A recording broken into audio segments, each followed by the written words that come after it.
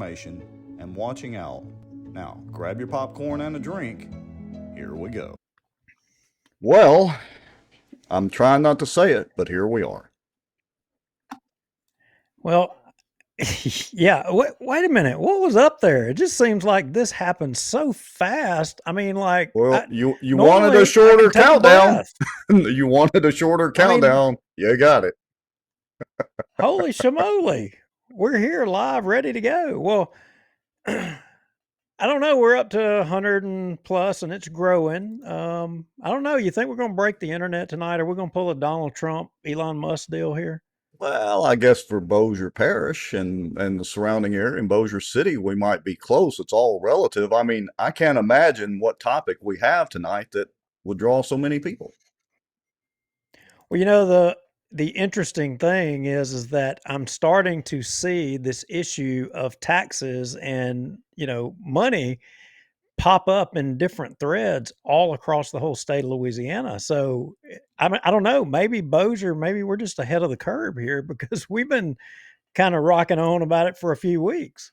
Yeah, and we've dropped a few hints that people need to be, aware of what's going to happen with the assessments and all that sort of thing. And I guess nobody kind of took us seriously till they got it in the mail. But we definitely going to talk about it tonight because I think we have the man on. He's waiting in the green room area, but I think we have the man on who knows a thing or two about taxes and tax assessments. Yeah, so it's that time of the year, and I've seen, like I said, I saw a lot of people in. I've seen a lot of people in Caddo Parish. I've seen some people in some of the different parishes in South Louisiana. Everybody's getting wound up about their taxes, and we thought, what better way to talk about the issue than to get the authority is the tax assessor of our parish. Now, I think he's only going to speak to Bossier Parish, but for a lot of the folks who are watching, in some of the different places across the state, I think a lot of the content and the information that is going to be shared, applies to your parish as well. The same questions that you may have there probably are going to get answered here tonight on this show. Yeah, and speaking of questions, so I'm going to put this in the comments of the show live, and then I'm going to show it on the screen, and we'll have Bobby on here in just a few minutes. All right. Notice that comment that I just popped up right there. So here's the way this is going to work, everybody. We appreciate all the comments. And we just ask that you keep it relatively civil. That's it. We don't want to have to ban somebody, and we had never had to do that. But if you have a question that you would like asked, see the way I've got this question done. I put question in all caps in the comments. That way I can search for it and hopefully display your question or comment if it's relevant. So pay attention to how I've got this one formatted. If you have a question, type it in the comments and ask it, and we'll try to address it if at all possible. Okay. Shall we? Oh, and folks, y'all need to share and tag folks because in about 30 seconds, we're fixing to have Bobby on, and we're going to get right into talking about taxes and tax assessments and all that sort of thing.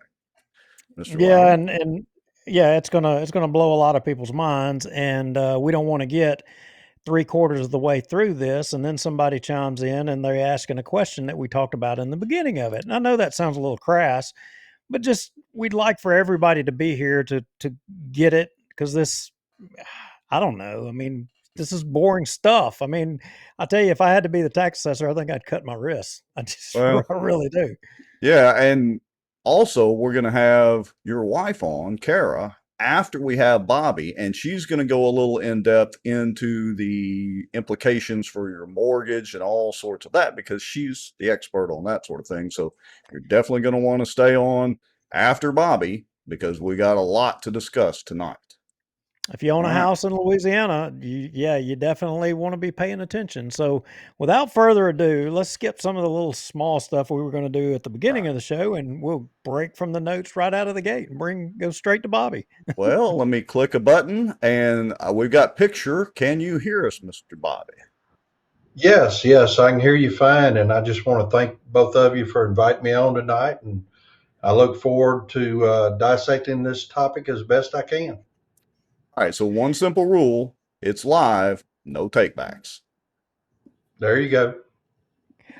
All right, Bobby. So we've been getting a ton of emails. I mean, I know you probably have gotten a million times what we've got, but we've gotten a ton of emails, questions, and all. And one question kind of was put out there toward us was like, how much additional money, total will Bossier Parish taxing authorities collect, off of the property owners with this new increase? Is there a number, a total number? Is there any way to know that?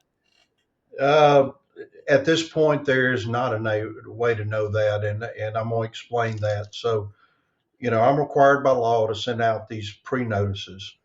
And we actually do this every year, but in every other year except a reassessment year, you're only required to send them to anybody's who increased by 15%. So in a non-reassessment year, there's not a lot of people that get these. I mean, it's a lot, but it's not relative to everybody in the parish. But in a reassessment year, you have to send these notices whether their value went up, down, stayed the same. It doesn't matter. But the problem is, and if you look at the statute that talks about these reassessment notices, there's one number that I am not required to put on those reassessment numbers, and that is the tax dollar amount. But I choose to do that anyway because people look at an assessment from one year to the next, they can't relate that to tax dollars. I want them to understand how that relates. So when you do those pre-notices, you have to use the information you have at hand, and the information right now is last year's millage rates. In Louisiana, in a reassessment year, all the taxing bodies are required to roll backwards to an adjusted millage rate that generates the same amount of money as it did the year before. Now, it gets more complicated. So, with a different public meeting with a whole lot more requirements, and I know I sent y'all that information, they can roll forward back up to their what's called their maximum millage rate, which is the millage rates on the pre-notices we sent. So that is the absolute worst case scenario. That it's going to be. The best case scenario is that all those taxing bodies roll backwards. Okay, so right out of the gate, who sets those millage rates? Is it you? Is it the good sheriff? Who is responsible for this? Are you the man that sets the rates and makes everybody's taxes go up? That is a great question, and you have to excuse me. My lights on automatic sensor. I wasn't moving enough. It's a great question. So there's one millage rate that I am 100% responsible for, and that is my millage rate, the assessment office millage rate. I have already had my meeting. I have already rolled that millage rate back down to the adjusted millage rate and done. All the other taxing bodies, you think of anything that gets property tax in Bossier Parish, school board, sheriff, police jury, levy district, Cypress Black Bayou, Shreveport Bossier Port, Red River Waterway, Fire District 1, Fire District 2, Fire District 3, City of Bossier. All those, they each have their individual meetings to set their millage rates. So they each individually decide they have to roll back to the adjusted, but at some point they can advertise and roll forward, which is a pretty complicated process for them, but roll forward back up to the max. Okay, so here's Duke. I want to, since we're talking about the rates and all that, I want to put this on the screen real quick. So hold on just a second. Um, this was a graphic that we did from the 2019 deal. And it may be kind of hard for some folks to read, but it's showing the Bossier Parish School Board as an example. and it shows a residential property value of $100,000 less $75,000 homestead exemption gives a net value of $25 times the assessment rate of 10%, it's $2,500, times for the school board was 46.5 mils. So that's the same as multiplying that $2,500 by 0.0465. So that would be a tax for the school board in this example of $116.25. Now, Bobby, I don't think we sent you this graphic, but is that about the way those millages break down on a property value of 100,000 in this example showing the Bossier Parish School Board rate at 46.5 mils? Theoretically, for the most part, yes, that is Okay. the way it breaks down. But when you threw that graphic up there, my eyes got drawn to the left corner of the graphic, where at that time 70% of taxes are paid Bossier Parish are on businesses. So the business assessment rate. So land is always at 10%, Mm-hmm. no matter what. Residential is always at 10%, no matter what. Commercial or business building is at 15%. Ah. So if you have $100,000 residence and you have $100,000 business building, the $100,000 business building is going to pay 50% more than the $100,000 residence because of the assessment rate. And then it goes a little bit deeper. You have what's called public service, which tends to be a lot of your public utilities, SWEPCO, Entergy, Kansas City Southern, things like that. Their assessment rate is 25%. So they pay an even larger amount. So, for example, and I don't have the list in front of me, the top 10 taxpayers, number one on that list is a company called Atheon. And Atheon is an oil and gas producing company, typically in South Bossier more than anywhere else. So they're paying property tax on those wells and well equipment and pipelines and gathering lines and gauges, and they are by far the number one taxpayer in Bossier Parish. Excellent. Wow. Wow. Well, let's go to cut 15, Rex. And you were talking earlier, Bobby, about, the notice of that all of these different bodies have to have their meetings and they have to have the notices, and you've already had your meeting in your office and you've already done that. And, That's right. you know, and I think, this is a pretty good example. And I think the one on the left is Bossier Fire District 4, and the print may be a little bit too small for everybody to read, but and then the middle one is the police jury, and I think the right one may be the sheriff's office. Um, and that was what you were talking about, and I think you were kind of getting towards the format, correct? That's correct. And these are what you would call a roll forward advertisement. So their intent with these advertisements is to have a meeting where they will discuss rolling forward or rolling back up to the maximum millage rate. There's some things that are required in this advertisement. Number one, you notice it is not in the legal or advertising section in the newspaper. By law, it can't be. It has to be in a prominent place in the newspaper. It has to be a certain size font. It has to be in bold print. It has to be framed like it is. There have to be two advertisements, and there has to be at least 30 days in between both advertisements. It has to include the phrase without a further vote of the people. So if you look at those, you will see without a further vote of the people in each one of those advertisements. It also has to list what the increase by rolling up back to their max, which is what we used on pre-notices, what the gain in each of their deal will be. And I'll just say this. So these are three here. And just because they advertise these public meetings and they're going to have this public meeting, they can very well get there and vote not to roll forward. They're these advertising requirements are pretty complicated. The tax roll has to be filed in October.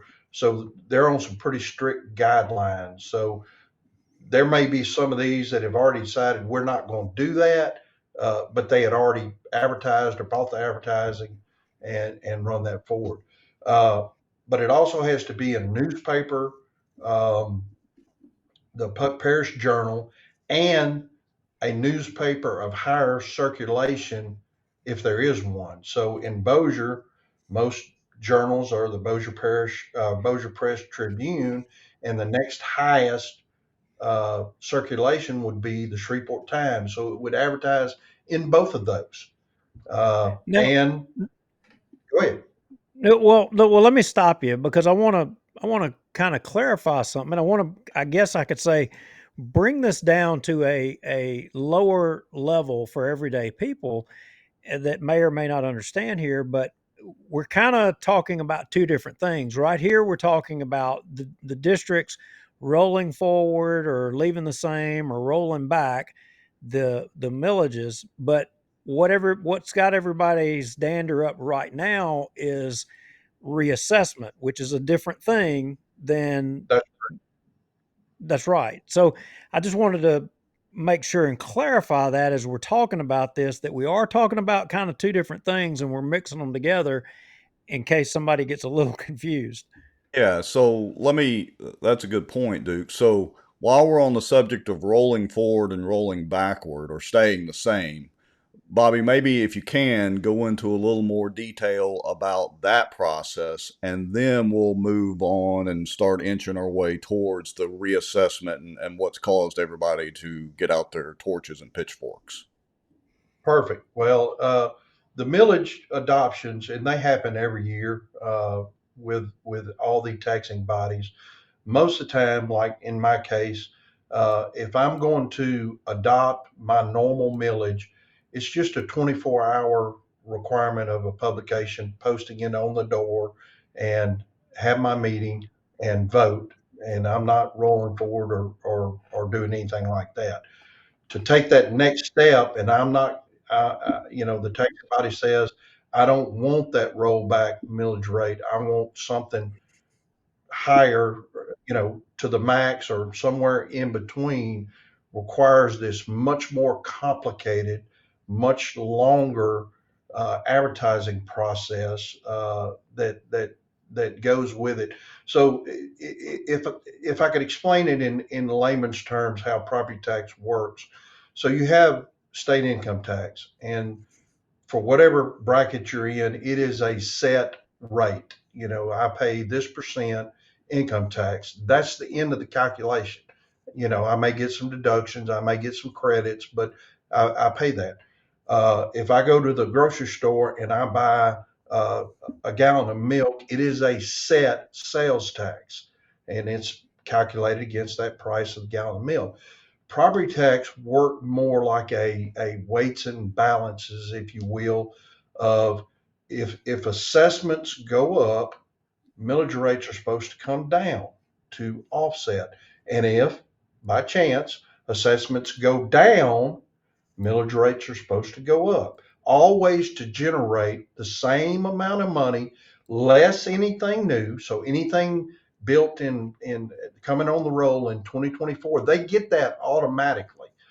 It's only so you're basically reassessing 2023. What was there in 2023? Everything above that is gravy, and they get that already, but that's what you're reassessing. And so the millages are based on that. Okay, perfect. So let me pull up, and I think this will be a good time to pull it up, so let me know. But I'm going to pull up revised statute 47 colon 1705, which is the one. Let me switch screens here. Let's see. All right.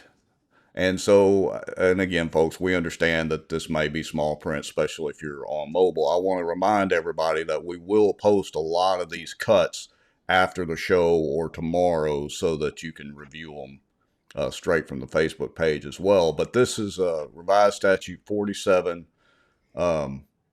colon 1705, and you've got a couple of areas highlighted in green here. Do you want to go through that, Bobby, or do you need me to read it? No, sure. This is the reassessment notes. If you're planning on rolling forward, this is the revised statute that addresses that. And you see paragraph B1A. It's all highlighted. Right below that is uh, uh, B1I or BI, I believe. And the phrase in there is, not elected by voters. So you do have boards that are not elected by voters, like fire districts, um, Cypress Black Bayou, Port, things like that can do that. If you get further down under CI, you say that, inside that advertisement, it has to say without further voter approval. It has to say that. Double A, it has to have an estimate of the taxes that are going to be collected by increasing the millage rate. Double B, the notice has to uh, you have to have internet. They're supposed to have it on the internet if they've got that. Double A has to be published 2 separate days, no less than 30 days apart. Official journal or the next largest circulation. And it goes on to say that. And again, it goes on to say it has to be on their website. And then I believe there's a second page to this. Get that one pulled up here. Hold on just a second. So Bobby, on that page right there, I noticed something when we were talking about elected bodies and non-elected bodies. Right. Did I interpret when I read that correctly that elected bodies are required to have a 2/3 vote, whereas non-elected bodies don't? I believe that's correct. I would have to go back and look at it, but I believe that's correct. The general rule of thumb is they all have to have a two-thirds vote. But I'm not the gatekeeper of whether or Right. not they have the votes or not, or anything like that. But yeah, it requires. So the three we saw, that fire district's going to have a two-thirds vote. The police jury will have to have a two-thirds vote, and the sheriff will have to have a two-thirds vote. There's only one sheriff, so he either votes yes or no, and that's it. So you can't split him into three pieces. Uh, but for instance, the police jury's advertisement, it's not just two-thirds of those present; it is two-thirds of their board. So if three people don't show up, it can affect how their two-thirds come out. So, But I think the and important thing there is for folks that are watching and new to the show, Duke and I get on our soapbox all the time.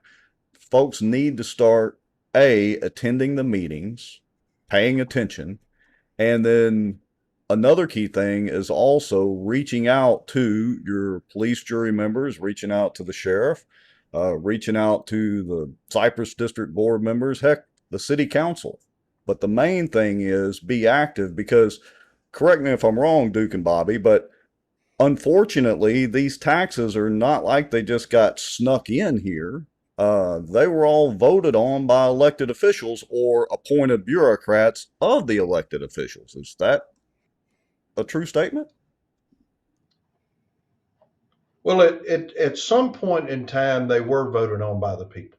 At some point in time, uh, but again, millage rates have rolled back through the years.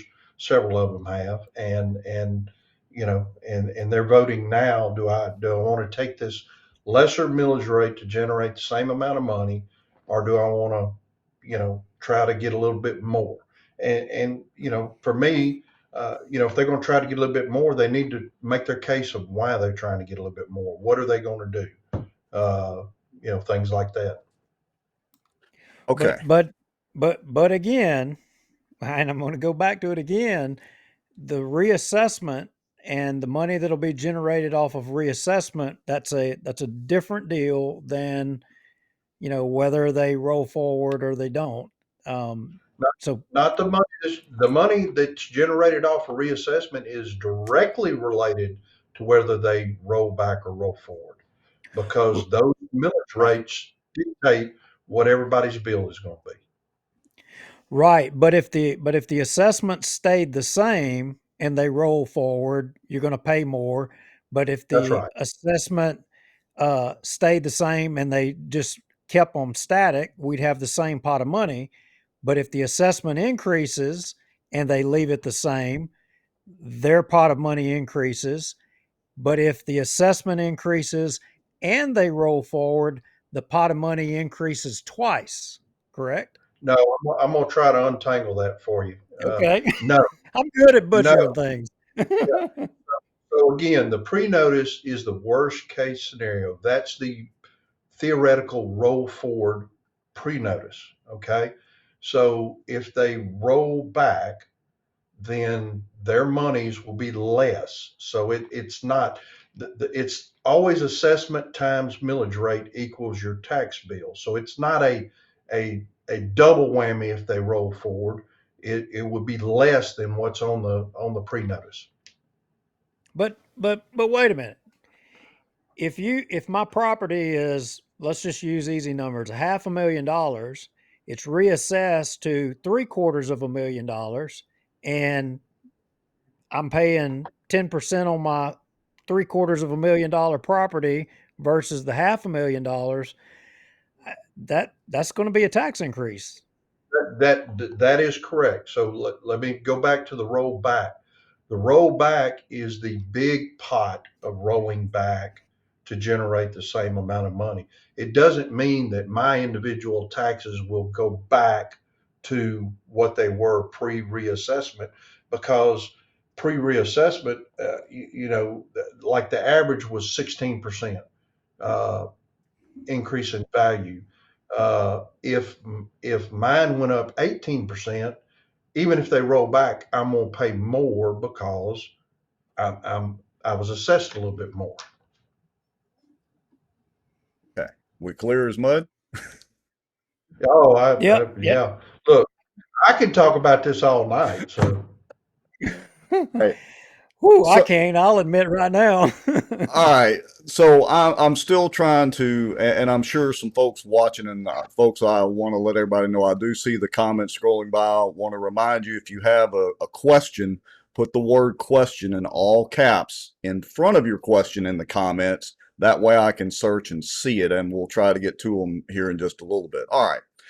I'm still a little fuzzy on the rolling forward and rolling back to keep the tax monies collected about the same.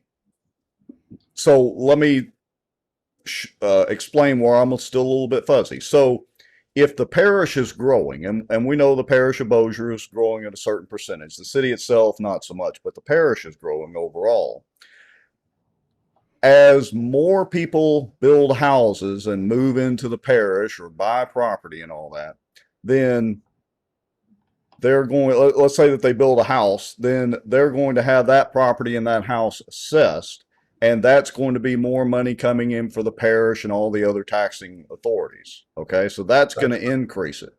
Now, when we say that rolling forward or rolling backward to keep the monies about the same, is that the total taxes taken in by all the taxing authorities, or how does that work? no. Okay. Let me go back. So Okay. so in a reassessment, in the 2024 reassessment, you're reassessing 2023's tax roll. That means if a house didn't exist in 2023 or a business didn't exist in 2023, it is not being reassessed. So when it comes on in 2024, it is all new money to that governing entity, whoever it may be. Okay. Okay. That helps a little bit. All right. So I think we probably need to move into the area that's got everybody's, pitchforks and torches out, and into the reassessment and what has happened since, 2019 or whenever the last reassessment was. We'll let you explain all that. Do you have any other questions or things we need to address before we move to that part? No, I was fielding my phone blowing up. Right. Go I'm ahead. trying to watch the comments and the text messages and all that too. So, okay, let's move into the reassessment. So everybody's got their pre-notices in, and I'm Yes. sure a lot of people have sticker shock, so to speak. So explain why people are having sticker shock. What's happened? Why does it seem that the taxes have jumped so much, or the assessments? Let me rephrase that. Well, that's a complicated question. Basically, your house is worth more today than it was in the past. Bossier Parish by far has been the fastest growing parish in North Louisiana for the 20 some odd years I've been here. It has always been one of the fastest growing parishes in the state of Louisiana. And so just what people pay for houses, which I'm not in control of, is just, to myself, I say at times, this has got to stop sometimes, or this has got to slow down. And it just never does. For example, after COVID, when the interest rates started going up and got up above 7%, a logical person would have thought the housing market would have eased or slowed down. It did not. It kept going, as it's been. People are building houses for $250 a square foot. Houses are selling slightly older houses, $200 a square foot. Even older, $150 a square foot. It's hard to find a house in Bossier Parish for less than $100 a square foot. That's just the facts. And you know, believe it, don't believe it. Bossier is a great place to be. There are people heading here, coming here. The schools are good. Theoretically, crime is low. We have pretty good streets. It's just a great place to live. So people are willing to pay for that. And I'm going to ask this question, and it's a rhetorical question. What are the three main factors in the value of a piece of property? Uh, Location, location, and location. Bingo. So, Bossier is and has been the location, and people do that. For example, the corner of East Tech, or Airline and East Texas Street, uh, people are paying $15 a square foot for property right there. And it's just amazing what people are paying all up and down Airline Drive, 10, 12, $14 a square foot. Same way on Benton Road. You get north of 220, it's the same thing. We all saw the subdivision uh, across the levee that flooded. I think it was 2016, and I can't remember the name of it. People are paying $250,000 for a lot, for one subdivision lot. People are paying that for the lots on the backside of the lake. People are paying it. So, if I lived down the street from that and I bought my lot for $80,000, and then 4 years later, people are paying $120 for a lot, then mine's worth $120,000. It's just simple math. Okay. So, and I'm going to go ahead and read this question a little bit ahead of time because it's pertinent to what you were just discussing, Bobby. The question is from Vicky Holt, hope I said that right. Anyway, what are the assessments based on? You just mentioned square footage. Is it a set percentage per square foot? So maybe explain a little bit more now into how y'all go about assessing the value of a property or a house. Sure, and I'm a math geek, so I like talking about this stuff. Basically, in Bossier, the way our system works, and the system we have, and I'm sure it's slightly different in other parishes, we have every house classed. Okay, so we have classes 1 through 9. One being the smallest little shack you can think of, 9 being the 10, 15, 20,000 square foot house that you can think of. We have them all doing there. So like Green Acres Place, it'll have some class 7s, which are typically your normal custom type house. It may have some sixes, which are low custom or high tract type housing. It'll have maybe a class 8 house, which is a nicer house. Probably doesn't have a class 9 in it, but you can go to Oak Alley and you're going to find class 9 houses. And so each one is based. So I'm not comparing a house in Old Green Acres to a house in Oak Alley. That's just not a good comparable. So we have sales all over the parish in various subdivisions, a lot of them, and I think I sent you several examples of them, and houses just like them that have sold. And that's what we're basing the price per square foot off.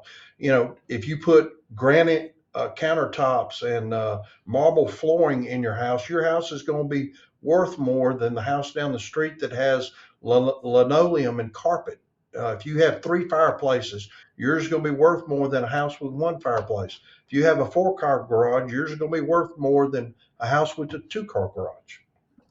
Okay, so Well, let me throw this in there, Duke. Sorry, but so I had a friend of mine that I was talking to this afternoon. He said, "Oh yeah, I just got my notice in, and my taxes went way up." And he said, "I know they hadn't driven out here and looked at my house or any of my neighbors' houses. How do y'all go about determining the value and how many fireplaces a house has? How do the tax assessors do that? Is it like Santa Claus and the sleigh going around? Do you have magic elves or what?" We're very, very sneaky. No, when that house was built, I don't care when it was built, uh, we have made visits to that house. Most of the time, anywhere from 4 to 6 or 8 visits to that house. We're measuring it. We're seeing what kind of finishing it has. We're doing all that. Every time a house sells in Bossier Parish, we revisit that house. Every time one sells. If we get a permit, let's say somebody's got a permit for a new swimming pool, we revisit that house. Typically it's 8 to 4:30. That's our hours of operation. So most of the time the people are not there. Now we're not going to go in their backyard without their knowledge. We're not going to do that. We typically, and some people have probably seen them, we'll leave a door hanger on the door. Hey, please contact us. We need to come out and measure your house. And we do that. And that very person, I guarantee you, if he walked in my office tomorrow and said, "You've never been to my house," I could turn my screen around and show him the picture we took the last time we were there. Through that question, okay, Mr. Lowry. it's just- I'm about to bite my tongue off here. But so housing market, yeah, Bossier, we're in. I mean, look, this is your home. It's my home. It's Rex's home. I mean, I've been here since the day I was brought into this world, and I'm going to be buried here. But property values of recent, being in the industry, there's a lot of properties have sold for more than appraised value, and there was a little bit of a crunch here recently. There was a lot of negotiations going on. But you're saying you're based reassessments off of uh, sales prices, right? Did I hear you say that correctly? Yes, sir. So what if the home didn't sell for, it's been in the same person's name for over 20 years. But then you've got a house that sold within the last year. Obviously, the last time the house sold or one house sold 20, 30 years ago was a whole lot less. I mean, you have a mathematical calculation to appreciate it, or We're doing it exactly like an appraiser would do it, Duke. If I go into Green Acres Place and I have a house that hasn't sold in 30 years, I'm going to look and see what houses around it have sold that are just like it. so you're going to And use comparables. that's exactly right. We're going to use comparables, and I know I gave Rex some examples of those that we use. Uh, and if somebody walks in our office tomorrow and they say, I just don't, I don't get it, uh, we'll sit them down and we will show them those sales. We can pull them up on GIS map, and look, it's even shocking to me, and I do this every day.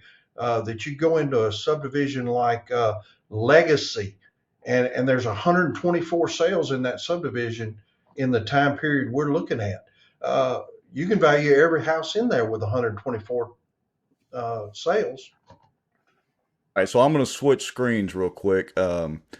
This is the one on Shadow Ridge, 3821 Shadow Ridge. And I want everybody to know that, and correct me if I'm wrong, Bobby, but you can go to the tax assessor's website and you've got a link there you can click and put in your address or whatever. You can search for all these property values. Isn't that correct?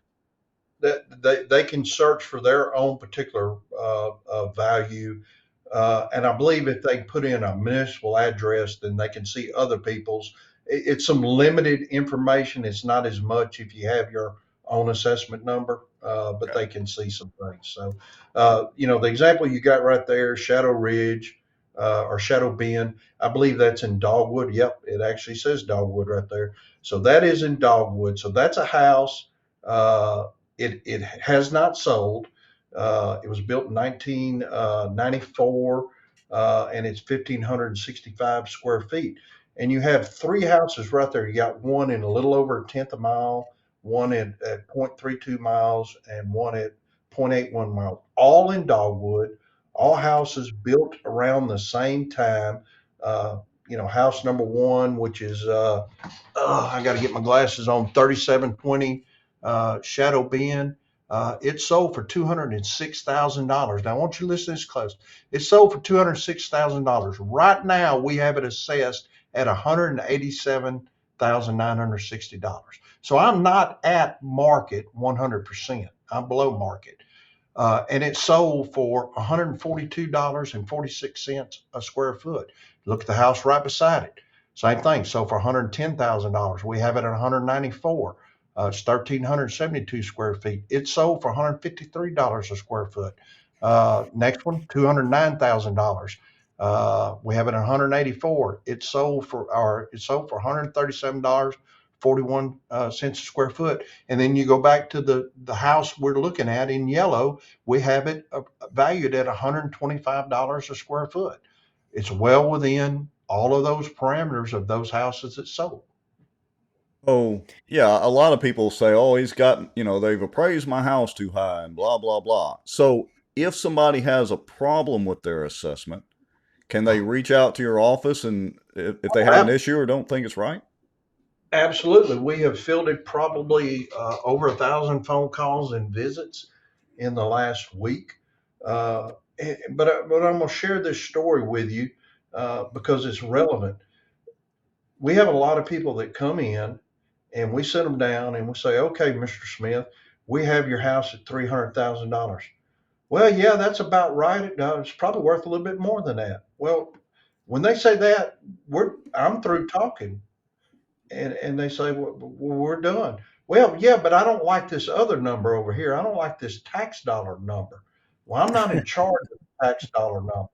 I'm in charge of the value. So here you have another one, Fox Street. I believe that is Bel Air or Shady Grove area. The house was built in 1977, so it's an older house. You see right beside it, a little over a tenth of a mile away, Linnell Street.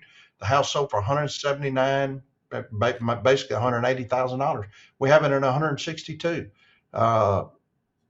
Maria Street sold for $221,000. We have it at 203. Oleander, 203 is the selling price. We have it at 163. One was $109 a square foot, one was 105, one was 111, and the subject property is 112. It's right in the parameter. Well, I would concede, Bobby, and I looked at some other ones as well that the assessments all were under the sales price. I would probably guess that almost all of them are. But here's to me the I thousand can, thing. yeah, and I can explain why they are if you would like an explanation. Absolutely, love to hear it. Number one, so the 2024 reassessment theoretically has to be based on January 1 of 2023. Okay. And so the body that regulates me, the Louisiana Tax Commission, does a look back 6 months before January 1, 2023, and 6 months after January 1 of 2023. So we're looking in that window there of those sales. Okay. And then when it's a reassessment year, okay, the law says that I must be within 90 or 110% of market. Okay. So when our folks are getting ready and they come to me and they say, okay, Bobby, where do you want to be? I pick a number. This year I picked 96%. So we're a year behind and we're at 96%. So the market has already grown since January 1 of 2023, about 3 or 4%. And I'm at 96%. So I'm 4% less. So that's anywhere from 7 or 8% less than a house would sell for today. Okay. So, and that addressed one of the questions. I don't see it right now because they're scrolling by, but that addressed somebody's question that was just in the comments. So, all right, let's talk about the reassessments and why there was such a drastic, or it seems to be drastic jump. And it's my understanding that had to do with the COVID time period. Some of it had to do with that, and let me say this off the bat: this is by far not the worst reassessment I've ever had. When you go back to the 2000, 2008, it was those were some really Bossier was growing uh, some of the home values 20, 25, 30% jumps in home values back in those days. So this is by far not the worst. However, if you roll back to 2020, we all know what was happening in 2020. We were under the COVID and the world was going to end. Well, the state, there's a revised statute that says if you're under an emergency declaration, that you can keep everything tight. You don't have to reassess. You don't have to do that. And so I chose at that time to stick with emergency order and just not reassess in 2020. Um, and so, this is really from 2018 until today. Uh, and let me say this too, and it gets caught up in this. So we have to send a pre-notice to everybody. The pre-notice may or may not be just because of an increase in value. It may be also because they built a two-car detached garage, or they added 500 square feet to their house, or they did those things. And I saw the comments rolling a little bit before we did, and people doing different percentages. Typically, they're talking about the percentage of the taxes that went up. Okay. If you go over there and calculate the percentage of the assessment change, you're not going to see those same numbers. And I'm going to explain why. So let's say that 4 years ago, I said a house was worth $85,000. Okay. That was the value I had set for it. This reassessment comes and I say now that house is worth $95,000. How much of a tax increase percentage wise is that? Off the top of my head, about a 10% increase, give or take a little. It is a 100% increase in their property taxes. And I'm going to explain why. On the $85,000 house, 75 is exempt. So they're only paying taxes on $10,000. So when you increase it to 95,000, now they're paying taxes on $20,000. So when you see these big percentages, typically that's people that are a lot closer to homestead exemption. As a matter of fact, we have many that were under homestead exemption. So all they were paying out in the parish would be about $36. That's the ambulance fee. And now they're above homestead exemption. Maybe they went from like 70,000 to 90,000. Now they got a $200 tax bill. So It's a lot. It's a big increase to them. $200 to them is like $1,000 is to me. Right. Yeah, I completely forgot about the homestead exemption. That's a good point. Well, I have I'm glad you said exemptions because I've got a lot of stuff regarding exemptions. And Rex, you talked about the emergency declaration. I mean, there's exemptions that apply to the emergency declaration, but there's also, you know, senior citizens freeze, veterans, disabled people, public safety exemptions. There's a lot of different kinds of exemptions. Oil and gas with the severance tax. All, is there any way to quantify all of those different exemptions and what that takes out of the money coming into the public bodies? Not off the top of my head, but I'm gonna give you examples. So the one we've heard the most about, obviously, is the in our offices. I'm 67 years old, and I made $110,000, and you won't let me freeze my assessment. Well, the law says the cap is $100,000.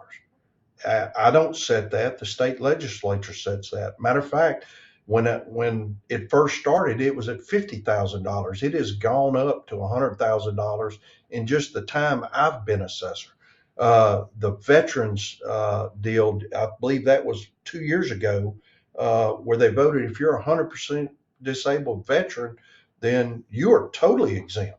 You don't pay anything. And I'll say, I am a veteran and I have a veteran disability. I'm not 100%, but I do have a veteran disability.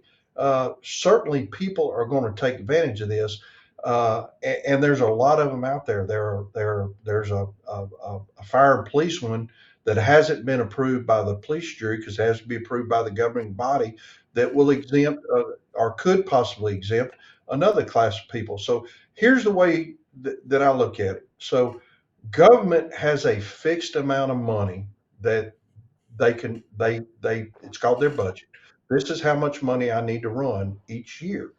And that number will not change. It does not change. It's the same year after year after year. So if 10 people go into a What restaurant, are you are you you are you oh, stating that as a fact?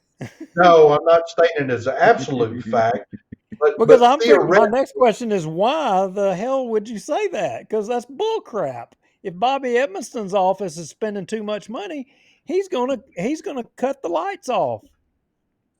well, and I agree with that, but I'm saying the property tax generates a certain pot of money. So if you take everybody in that, it generates this pot of money. So the example I was going to use, Duke, is let's say 10 people go to a restaurant to eat supper, and the bill is $1,000. So each one of them owe $100. Okay. Let's say a week later, those same 10 people go to that restaurant. The bill's $1,000, but three of them skip out or leave before the bill's paid. The bill's still $1,000, so seven people have to split that $1,000. That's the way exemptions work. If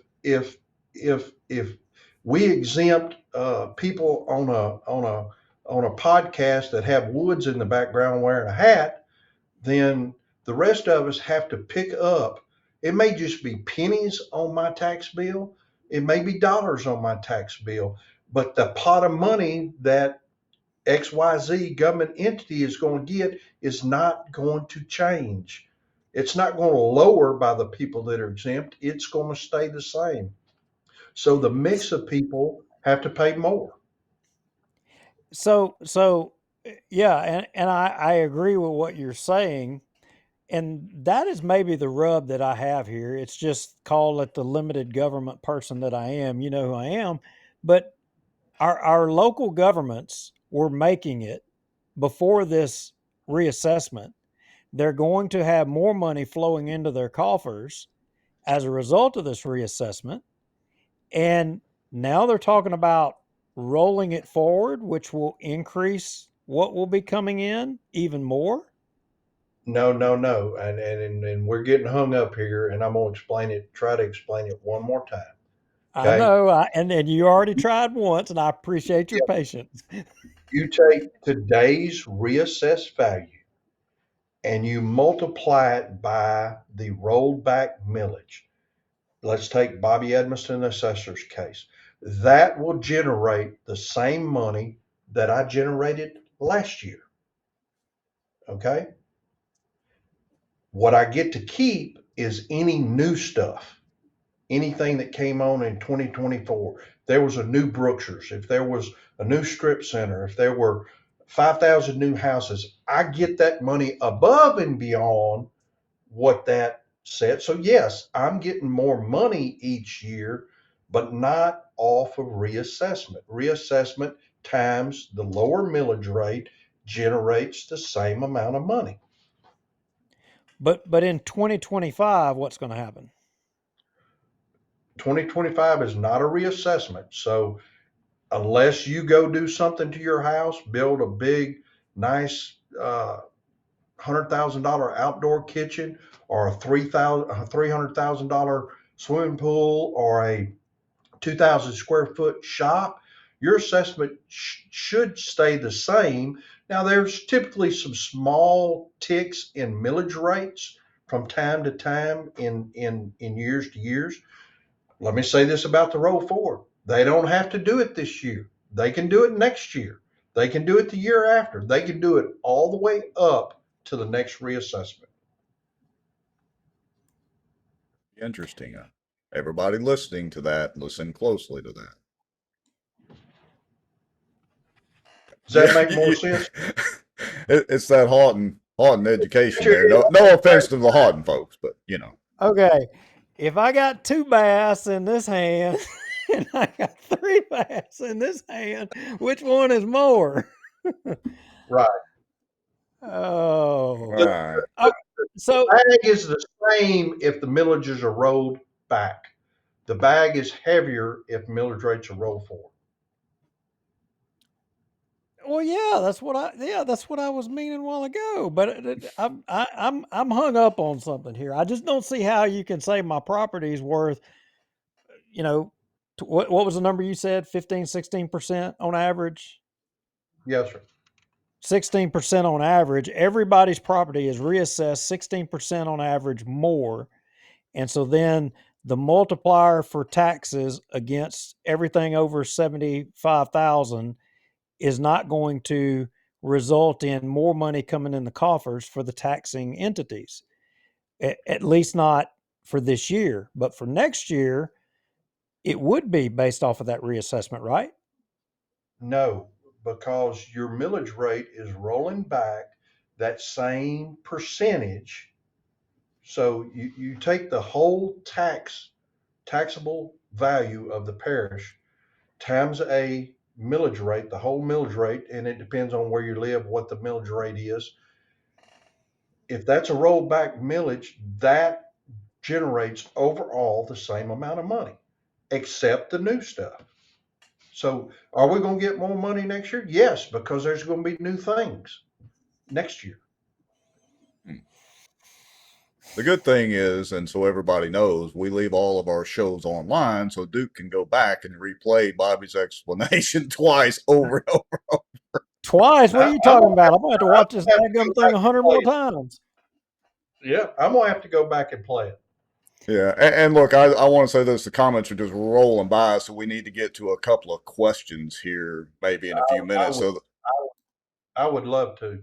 All right, so I'm just gonna put them up on the bottom of the screen. Some of these may be redundant. I've just been kind of, flagging them or whatever. So if it's something you've already explained, you just do a quick explanation. We'll move on. All right. First question is from Dale Finch.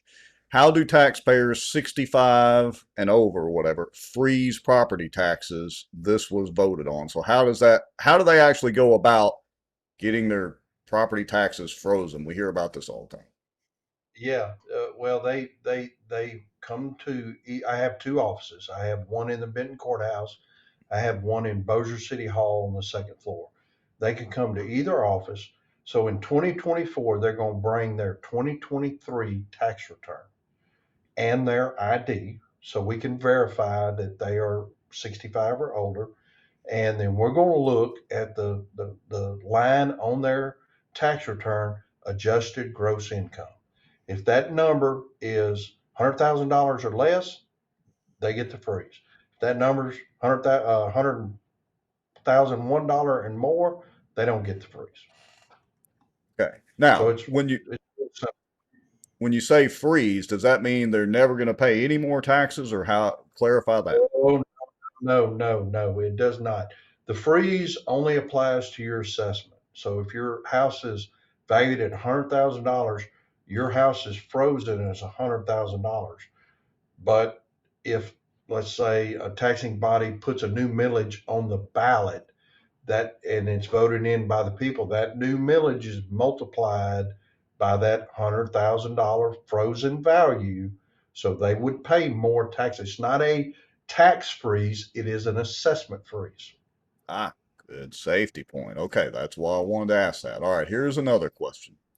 Um, this is from Ruth Pope Johnston. Says, so if I understand, the Bossier City Council and Mayor would have voted on taxing actions for Bossier City. Is that correct? I think what she's asking is the City Council and all that, they vote on and set the tax rates inside the city. They set just their millages inside the city. You know, the sheriff millages is all of Bossier Parish, so it's inside city, outside city. Police jury, same way, inside city. They set only the Bossier City millage rates. Okay. So, and I believe there's 4 or 5. So to adopt the rollback or the minimum millage rate, all it requires is a 24-hour notice posted of when the meeting is, set the meeting, vote, and that's all they can do. They can't sneak in, I'm going to roll forward, because they have to do that much more complicated, long-term advertising to roll forward. So All right. if somebody tried to roll forward today, starting today, it would probably take about 40 days before they could have a meeting to vote on it. Okay.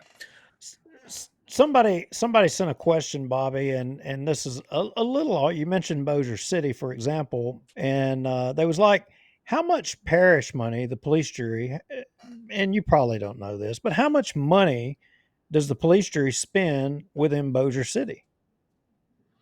Well, and it's funny, and that is absolutely a great question. And if you were not in the weeds like I am, you wouldn't know the answer. So the police jury has several millage rates, and a couple of those millage rates, or at least one of them, once it goes into the city of Bossier, that millage rate lowers some. I don't know the numbers off the top of my head, but it's not the same millage rate, because typically the police jury doesn't pave streets or do sidewalks inside of Bossier City. That's Bossier City's job. That's the parish's job, and the police jury's outside. So that millage rate they have an inside the city rate and an outside the city rate, but not on all their millage rates, just on one or two, I believe. I don't know off the Is top of my head. But for example, their library millage rate would be the same no matter where in the parish you are, inside or right. outside. It's mostly like their roads and bridges and maybe their general alimony millage. So as a rule of thumb, would that generally be the way it would be, say in other parishes across the state, or say Halton, Benton? Man, I can't speak to that. I don't know. But Halton and Benton and Plaindale, yeah, it's supposed to theoretically be the same, but I would guess in other jurisdictions it is. That was the way they set up in Bossier, and I'm glad you said that. And I want to make this point. You were talking about it very early in the deal. Reassessment is not just occurring in Bossier Parish. It is mandated to occur everywhere in the state of Louisiana. And so if you have somebody that says, well, I own a house in Bienville Parish and it didn't go up like my house in Bossier Parish, it's Bienville Parish. It's just not the same as Bossier Parish. Well, it's that, and as you were describing earlier, for folks who may not have been watching, but during you had the emergency that you had the choice to postpone reassessment or not, to which you made the choice, and that could have been a different choice in another parish. Sure. In most, it was the same choice. And look, crystal ball, hindsight 2020, if I knew then what I knew now, we would have probably done a 6 to 8% increase back then. But again, I would look, because I've been doing this a while. I take the same heat over a 2% increase as I do over a 20% increase. It's the same heat. People come in here because their bill changed $10. We have that every day, and they're just as upset about their $10 as people are upset about their $500 or $700. Yeah, I'm sure there are many people that show up with torches and pitchforks all the time. So, That's why we have metal detectors at the courthouse. So yeah, there you go. All right, here's a question. What is the assessor's millage rate? So, what millage rate do you? that that is a good question, and you have the chart, Rex, that I sent Yes, you with all the I military on it. do, and let me get that up on the screen. Give me about 2 seconds here. Let me do that. Get rid of that. And let me put that over here and shrink it down just a little bit. Okay, so what we're looking at now is the pre-adoption 2024 Bossier Parish millage chart. Right. And so that 2023 millage, and just so happens mine's the very first one up there. Uh, so if I were going to roll forward, the 3.39 is what I would roll forward to if I was going to do that. However, I've already adopted my 2024 millage. I adopted 3.05 mils. That's what I adopted. So if you do the math, the average mill rate in Bossier Parish is somewhere around 118, maybe 120 mills. I'm maybe 2%. When you look at that tax bill, I'm maybe 2% of that tax bill. And what is that? So let me flip it though. You look at that tax bill, better than 50% of that tax bill goes to Bossier Parish school boards.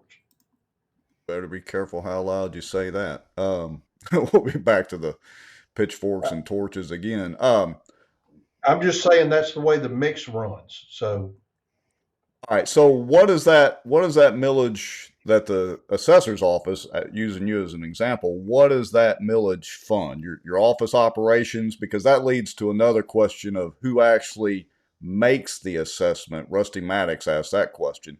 Uh, who actually makes the assessment? Is it you or your magic elves, or we kind of briefly touched on it. when I ran for this office many years ago, I knocked on a lady's door and told her I was running for assessor and asked for a vote. And she said, "Honey, is that a full-time job?" And so I have a staff of about 30 people. Uh, you know, I have probably eight, nine appraisers. Some of those are commercial appraisers. I have three customer service representatives that help people with homestead exemption, senior freezes. Hey, I need to look up the property at 123 Main Street and see who owns it. We have five or six that are what's called personal property. So a lot of people listening probably don't know this. In the state of Louisiana, all businesses pay on their movable property. So Walmart has a building and land, and they pay property taxes on their building and the land. But Walmart also pays property taxes on everything inside their store, their inventory, their shelving, the floor buffer, the cash registers, the counters, uh, the phone system, the alarm system, the sign out front that says Walmart. They pay property taxes on all of that. Yeah, I don't think a lot of people actually realize how much the businesses have to pay. Okay, so let's go on down and we'll kind of scan down these Well, these millage rates. Go do. but wait a minute. Hold up a second. There's a lot of businesses that get a little bit of a gravy train, because I can think of some entities, taxing entities, that dole out tax dollars and benefits to people, and they call it economic development. And you know, I don't know where a lot of people stand on that, but me for one, I mean, I like to think of it sometimes as crony capitalism in different cases. I'm just wondering if we've got too many exemptions going out there. I mean, and just how much money does government need? I mean, if it was profitable, I mean, wouldn't somebody do it on their own? They wouldn't have to have the government to go and do it. That's a I good guess Well, that's point. not a and you make question. I'm just it's rhetorical, and but you make a valid point. You have XYZ taxing body that create gives away an exemption to a 20, 30, $50 million business, and then turn around and say, well, I need more money. I need to roll my millages up because I need more money. Well, the obvious question is, why did you give that away if you needed more money? Uh, and they're in Louisiana, they're called industrial tax exemptions, and they apply to mostly manufacturing type companies. Look, Bossier's not, we don't have a ton of those uh, in Bossier. Probably our biggest one, maybe 20 or $30 million when it started. It's only a 10-year exemption.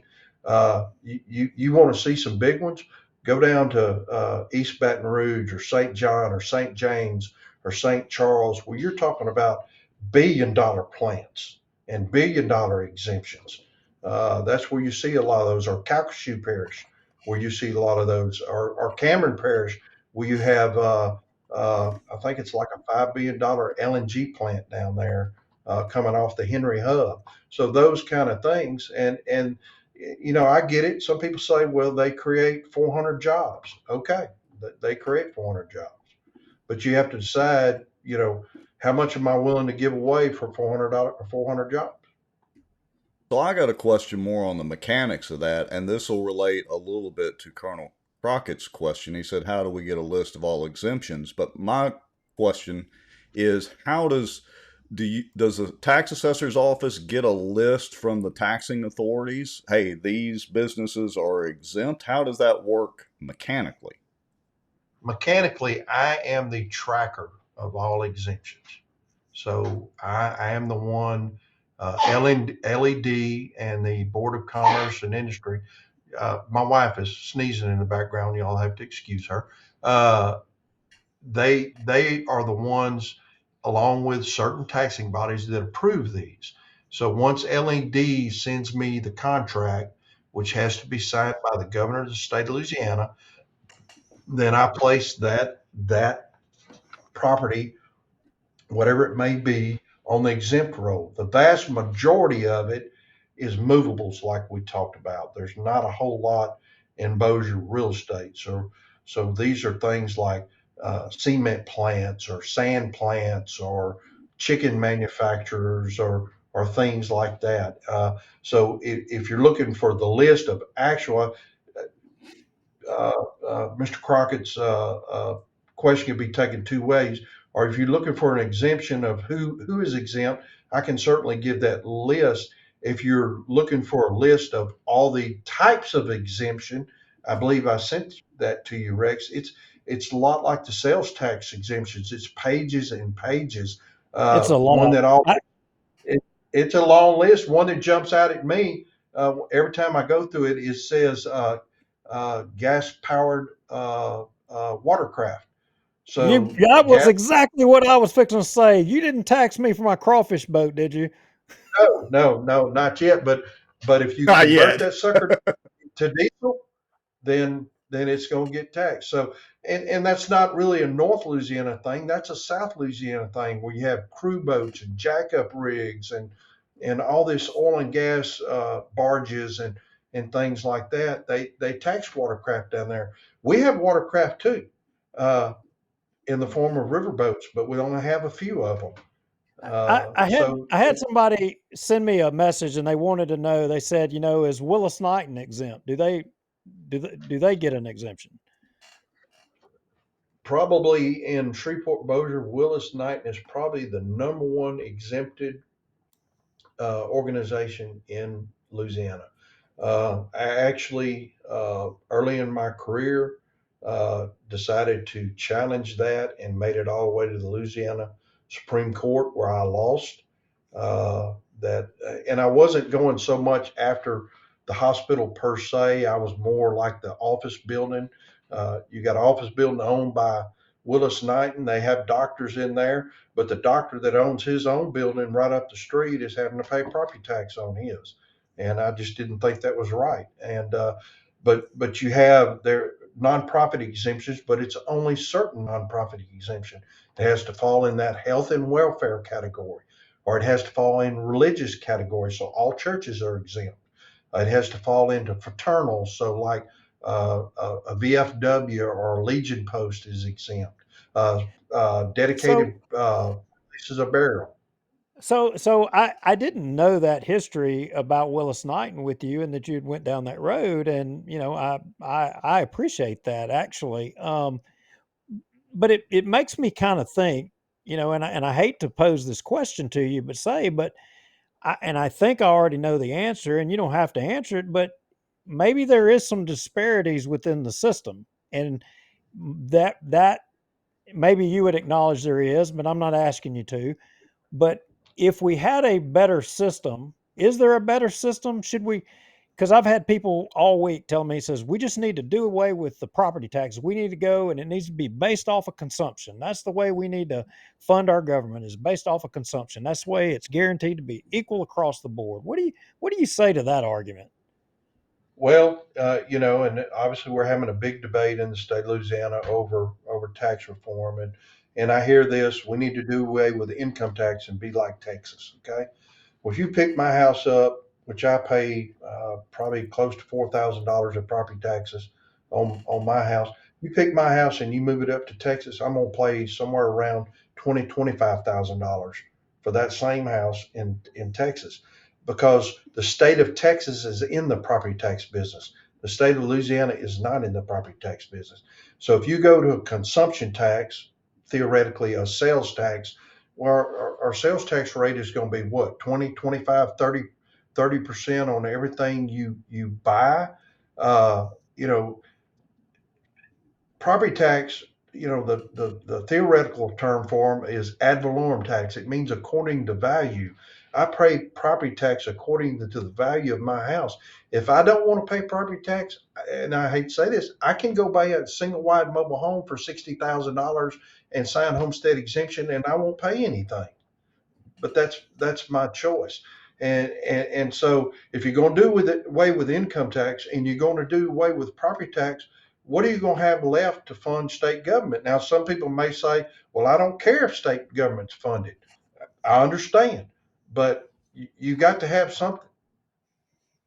Maybe we can park some Crown Vics and some Tahoes. And get rid of some monuments. Do away with some monuments. I mean, look, I learned, I hear, and I don't get it. We talked about that list of the taxing authorities around here, being the school board being the biggest one. I heard something today. I hadn't been able to verify it, but I heard that, the old state school off of 220 out there. I understand that the Bossier Parish School Board is trying to buy it, and they're talking about spending $5 to $10 million or something to that effect. And I don't know if that's accurate or not, but here we're having all these reassessments, and we're potentially looking at our taxes going up. And I'm thinking to myself, my gosh, how much more money do they need if they've got, spare money laying around that they can just throw around 5 million to buy properties for? I don't know what out there. I mean, I'm wondering if something's not broken here. Well, is that a Well, rhetorical question? you know, I'm just throwing it out and there. look, It's not a question. I'm just throwing it out there. and Duke and Rex, both of you have known me for a long time. You don't get much more than non-tax than Bobby Edmiston. Okay, it just so happens I have a job where I have to do this. You know, I'm for government that taxes and spends money wisely. I want my streets paved. I want my sidewalks. I want my drainage. I want some quality of life things. But if you're going to go put gold toilets in all the government buildings, I'm not for that. You got to be. It's got to be common sense. I Can't mean, argue that. I was having a conversation with somebody, and we were talking about some of the stuff we're talking about. You know, the all the waste that we see going on. And, I said, look, as an example, when I was in school, I remember Coach Harlan, Halton High School. If you got hurt or I remember a kid got stung by a bee or something. And what did he do? He reached in his lip, put out a big old wad of Red Man and said, "Here, boy, rub that on it. It'll be good in an hour." There wasn't no doctor. There wasn't no school nurse. There wasn't no coach, school coach. And I'm just saying, and I'm not picking on just them. Fire departments, EMS supervisors, and I hate to pick on the EMS supervisors, but we have a lot of fat in government. And I'm just wondering, at what point does government start to require less money and less of us and focus on the priorities and making sure that we have the good roads? Because if we're saying that we have good roads now and we have good government, I mean, but yet we're sawmills, we're monuments, we're doing all this crap. Something's wrong. Something is totally wrong. The prices of property, inflation, it's because I believe because we got a broken federal government and the increased spending is causing it and pushing it. It's going to break. It's going to fall apart. I mean, what happens when Well, it all falls apart, Bobby? Yeah, well, and that's a good question. And Rex and I talked about this the other day. People do their federal income tax, and they're mad as heck. But who do you talk to about your federal income tax being too high? You may call your congressman or your senator, but do you really get hurt? And then you pay your state income tax, and you're mad as heck. And who do you really talk to? You call your local reps, but nothing seems to ever change. And then they got a property tax bill. Hey, I can call that guy. He's right here in Bossier Parish. And so I do think I get a lot of the frustration that people have with other things. But while your federal dollars may go to Montana or Wyoming or California, your state tax may go to Calcasieu Parish or St. Tammany Parish or whatever. Your property tax are all local. They are all your local elected officials, school board, police jury, assessor, Cypress Black Bayou, Red River Waterway. Those are all local people that you can talk to about this. That's a fair point. All right. Another question, and I know we'll probably start wrapping it up your segment here in a little bit, Bobby, and we appreciate all the time you spent with us. But Ruth Pope Johnston wants to know if one wants to protest their appraisal. Move the question over here. May they hire an independent appraiser and provide their assessment? Also, if one's increased is over 50%, can it be phased in over a period of 4 years? Yeah, I'm going to answer the last part first. No, there's really not a phase in type period. And I get this question about, and I'm not the collector. Hey, can I pay it in 3 installments or whatever? Typically, it's all one bite of the apple. You have to pay it all. The first part of the question is, when people come up here, so there's an informal protest, and then there's a formal protest. The informal protest is coming to my office and talking to us. And if you have evidence that your house is not worth what we say it is, be it you have comps on your street, you have an appraisal from maybe a year or two when you bought the house, or maybe did another mortgage on it, whatever evidence you got, you bring it up here. And if it's wrong, we're going to fix it. We're going to change it. Maybe our square foot is wrong, but whatever it is, we're going to change it. Then there's the formal protest. The formal protest goes to the Board of Review in Bossier Parish. The Board of Review is the Bossier Parish Police Jury, and it is much like a trial. So we're going to sit there before the Bossier Parish Police Jury. You're going to make your case, and when you get through making your case, I'm going to make my case. And your case cannot be my taxes are too much. Your case has to be arguing that the value that Bobby has is not right, and this is why the value is not right. And that's the argument you have to have. You don't like what the police jury says, then you can go to the Louisiana Tax Commission and appeal it there. You don't like what they say, you can go to the Louisiana District Court and appeal it there, and then on up Court of Appeal or Supreme Court. So it just goes up. But if they come to us first, and I know the official protest date is on those notices. I don't remember exactly. Board review is September 11th. That's the official date.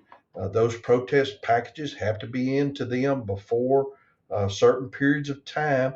We will give you the protest form if that's what you want to do. We'll give it to you, tell you where you need to go. Typically, by the time it gets to protest, last year I probably had 6 or 8 protests, almost all of them businesses.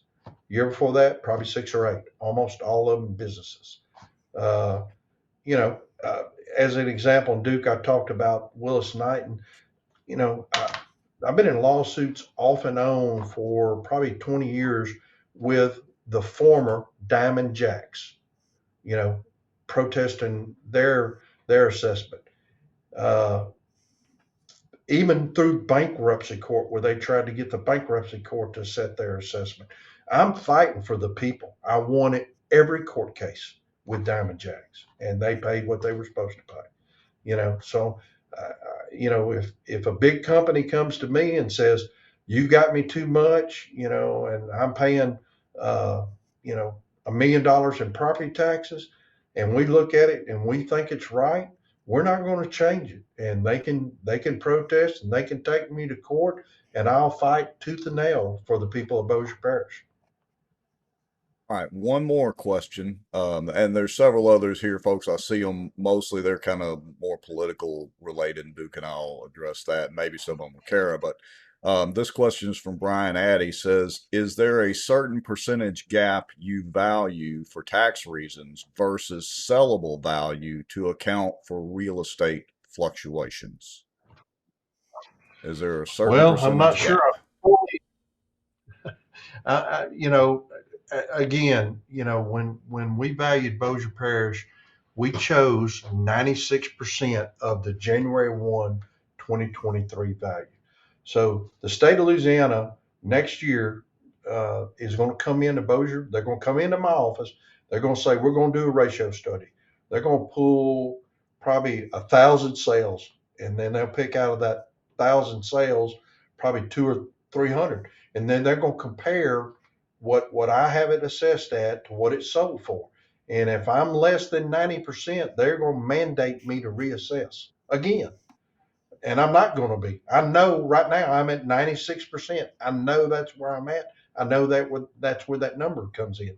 The following year, they're going to come in, they're going to take sales, they're going to calculate a price per square foot of houses, and then they're going to compare it to houses like you were talking about, Duke, that haven't sold. And they're going to say, well, the average price is $120 a square foot.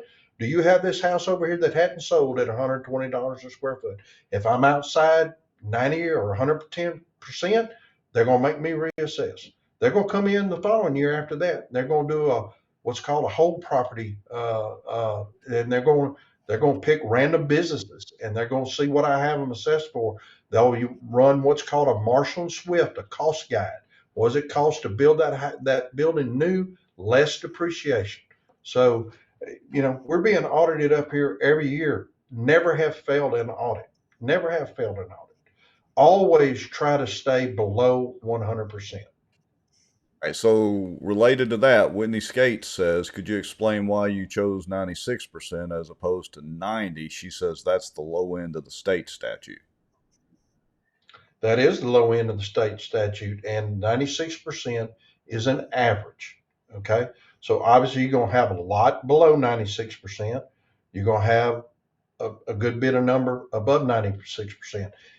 For the very reasons I just said, if I pick 90% and the tax commission comes in here and happens to pull a lot of sales that are below 90% or a lot of assessments below 90%, I'm going to fail the ratio study, and they're going to mandate me to reassess the whole parish, not just those they pulled, the whole parish. I've never been below their ratio. So I guess the answer to the question is I like to give myself a little cushion so I know that I'll pass that ratio study. When were you first elected? Oh, 1998. We had that question scroll through a few minutes ago. So, all right, Mr. Lowry, you're up. No, I'm done. I'm done. The beatings Calling will not calf rope. continue. I, I heard what I needed to hear. My taxes are not going up. On an That's individual everybody basis, I else. can't, but I do see smoke coming out of those headphones. Oh, I just want me one of those exemptions. And if I'm gonna start a business in Bossier, I'm going to the port and I'm gonna get them to hook me up, dadgummit. You just name it Well, something hospital. Just there you go. that's right. Or start your own church, Duke, Yeah. and you'll be good to go. But you make a valid point. Everybody's for the exemption when the exemption benefits them. When the exemption doesn't benefit them, they're not for it. And I get that all the time. Well, why do you have to be 65 to freeze it? Why can't I do it at 60, or why can't I do it at 55? Why does it have to be $100,000? It's a number, and it's a number picked by the state. You're going to see that number go up. How far is it? What is a reasonable number for somebody over 65? If they make $300,000 a year, are they going to be frozen? I can't answer that question, but at some point, when you narrow down the number of people that are paying, Duke, that's when your taxes go up because you're funding more of the pie that other people are not funding. Well, it's that and the quantity of exemptions, and then our governments continue to keep finding more ways to spend money on more unique and interesting things that do we really need or do we not? But at the end of the day, everybody watching this show and all the voters out there, we all vote for it. We're voting yes and no on all of these things, and if we don't agree with it, and or if we disagree with it, are we calling our elected officials and saying we don't agree with that? They certainly are calling you saying I don't agree with my taxes going up. But are they calling their police jurors? Are they calling their councilman? Are they calling the sheriff? Are they calling the Cypress district? But yet we have these elections and they run right out there and they vote for whatever. There's not enough questions being asked in my opinion by the public. So it's our own fault. Well, and Duke, you made a good point earlier about a taxi bodies, and so the Bossier assessor, my only income in this office is property tax. That's all I get. I don't get anything else. I say that I get a little revenue sharing off of the homestead that state promised to pay us back for, which they don't reimburse dollar for dollar. Uh, but a lot of these other taxing bodies, they get sales tax. They get other forms of monies to operate on that some of these taxing districts don't get. And so like you said, they're deciding an exemption on property tax because they're going to get a pot of sales tax money. Well, I don't get a pot of sales tax money, so they're cutting me out. Mr. Bobby, I appreciate all your education tonight, and this may be the most number of questions and comments we've had on a show. It obviously has got everybody's dander up, but I think hopefully after listening to this, they're at least a little more educated. And I want to remind everybody, stay tuned because Kara's coming on in just a few minutes because there are some mortgage implications to all this that she's going to talk specifically about. But we appreciate you coming on and well, like Brian Haygood said, staying in the hot seat. Well, and look, that this is my job, and I'm not going to run from my job that I do, and I'm willing to take the tough questions. And I appreciate Rex, you and Duke invite me on the show and give me this opportunity. And if the public will notice, all the articles being written typically during reassessment, it's Bobby Edmiston they're talking to. They're not talking to other assessors around here because I believe they think I'm going to explain it except in Deuce's case, I'm going to explain it fairly good, and that I'm going to not sugarcoat it, and that I'm going to give them the right information. And I don't mind facing the hard questions. Any of your viewers that have any question, they can call my office tomorrow. You're probably not going to talk to me personally because there again, I got 30 employees, but we're going to get to your call. We're going to get back with you quick, and we're going to answer your question. The answer may not be what you want to hear or what you like at the end of the day, but it's like I said, most people come up here and say, "Oh no, that value is right." Well, if the value's right, I have nothing else to talk to you about. Yeah. Well, I'll That's a call good point. tomorrow so you can explain it to me again. Hey, dude, have your wife call me. I ain't even gonna say Wow. nothing. As you know, I deal with her a pretty good bit, I as know I you do with a do. lot of companies and a lot of things. And the one thing, people may say this, I'm being difficult. A lot of people may say I don't like it, but what I never want them to be able to say is Bobby is inaccessible. That he doesn't willing to face the questions that he runs from. I'm not going to run.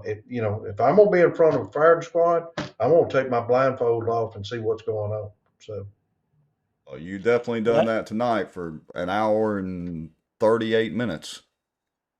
that's the way all our politicians should be, but not all of them are. And we appreciate you coming on, Bobby, and maybe we'll have you back on in the future.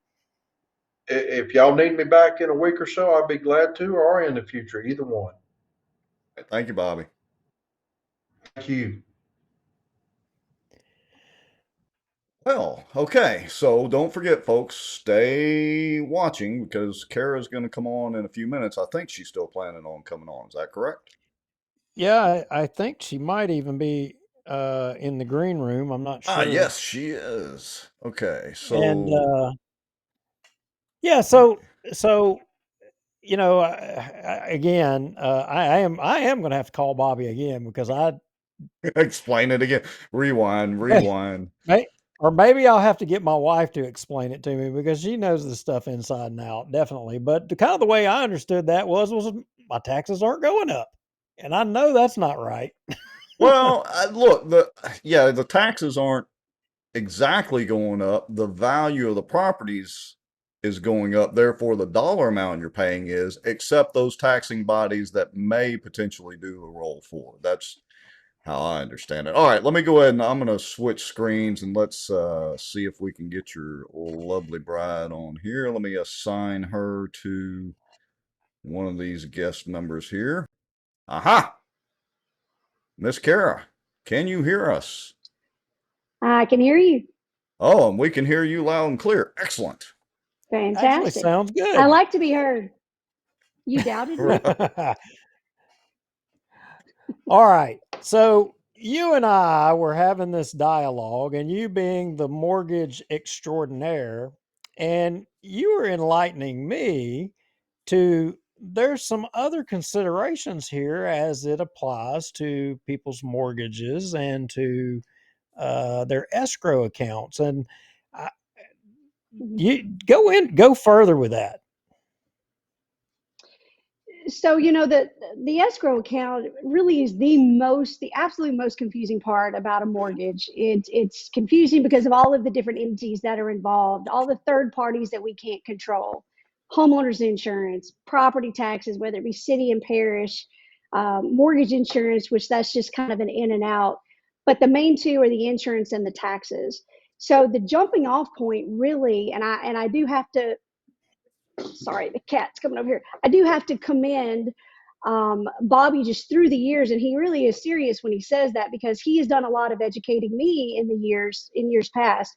Because what would happen is we get tax information from the title company before we close the loan.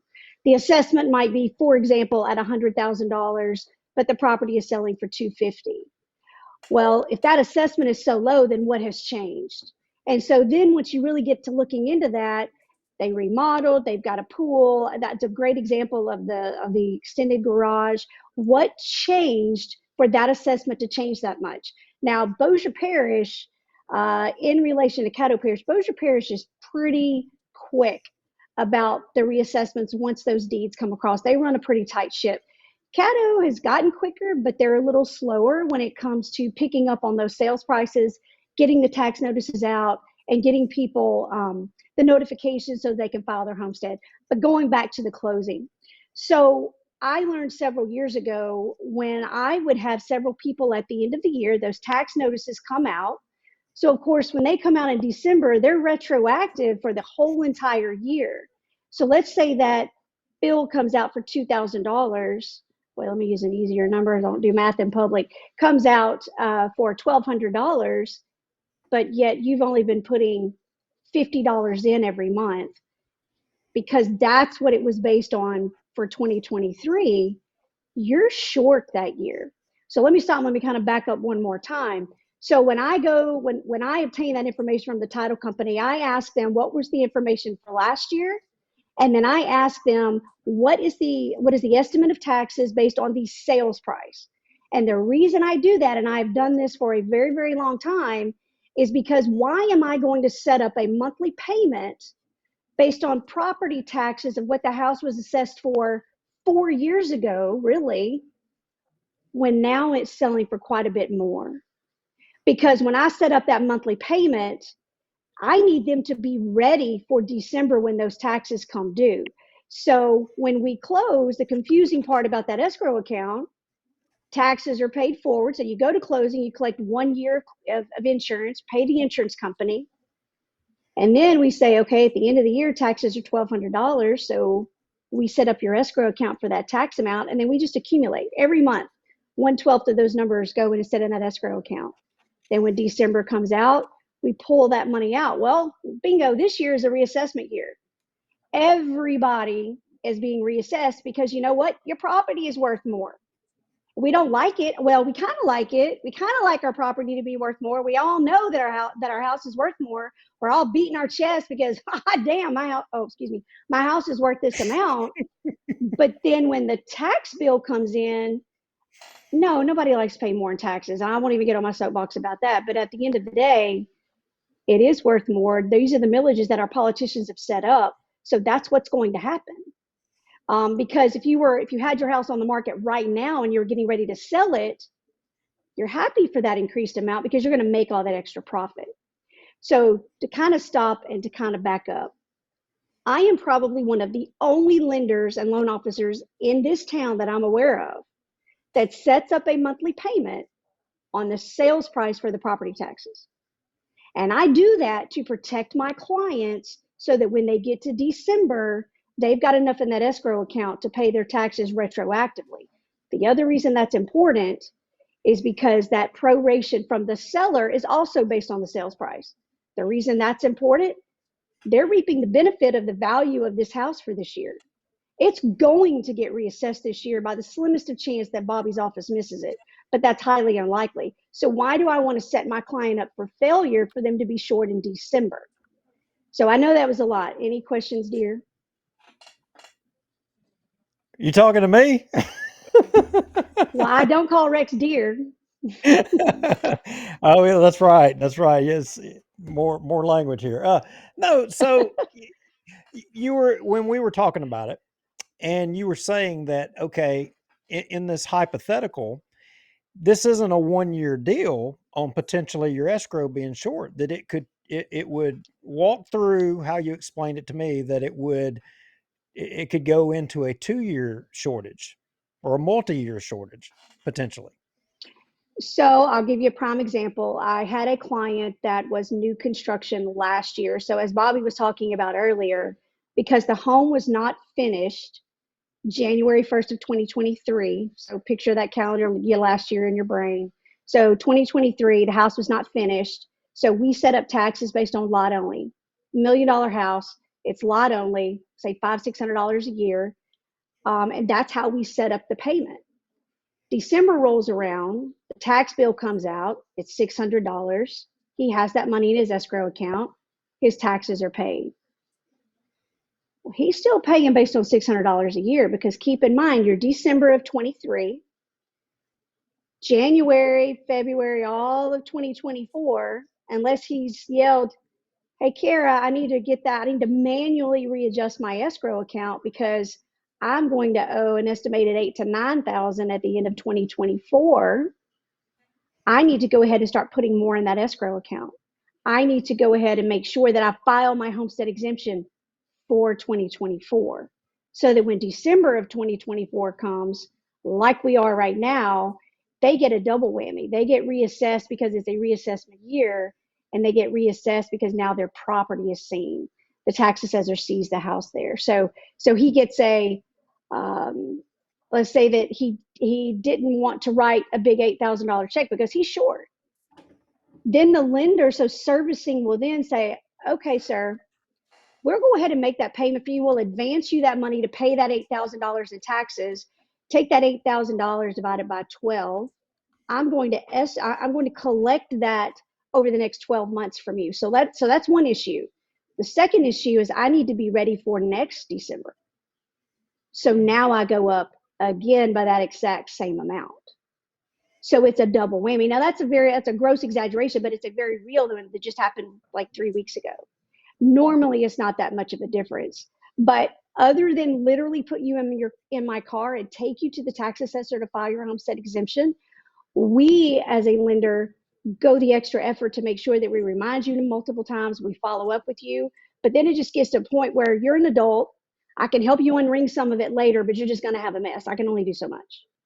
So So we got a question from the YouTube side. Let me see if I can put it on the screen, and sure. I'll read it. It says, when approximately will we be notified by our servicing mortgage company about a shortfall and our new new assist text volume, whatever? Okay, so when are they going to get notified? Like in the case of Acadiana Mortgage, when do y'all notify, or how does that process work? So that's a great question. It depends on what type of loan they have, and it really depends on who their servicer is. Some servicers will reevaluate the escrow account on their anniversary date every year of the month in which they purchased the home or closed on the loan. Some do the first quarter of the year, because most taxing entities are payable. Most taxes are paid in December. Some states are paid quarterly or either semi-annually.